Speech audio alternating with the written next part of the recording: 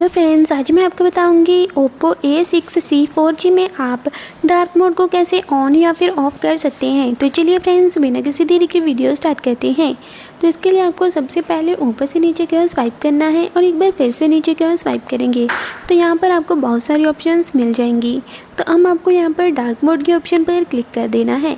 जैसे ही हम dark mode पर क्लिक करेंगे तो डार्क मोड ऑन हो जाएगा और यहीं पर आप दोबारा क्लिक करेंगे तो डार्क मोड ऑफ़ भी हो जाएगा। और अगर आप चाहें तो इसे सेटिंग्स में जाने के बाद भी ऑन या फिर ऑफ़ कर सकते हैं। तो इसके लिए आपको सबसे पहले फ़ोन की सेटिंग्स में जाना है और इसके बाद आपको यहाँ पर डिस्प्ले एंड ब्राइटनेस पर क्लिक कर देना है। और यहाँ पर आप देख सकते हैं कि आपको dark mode and light mode की ऑप्शन यहाँ पर मिल जाएगी। तो आपको डार्क मोड पर क्लिक करना है तो डार्क मोड ऑन हो जाएगा। और अगर आप इसे ऑफ़ करना चाहते हैं तो आपको सिंपली लाइट मोड पर क्लिक करना है।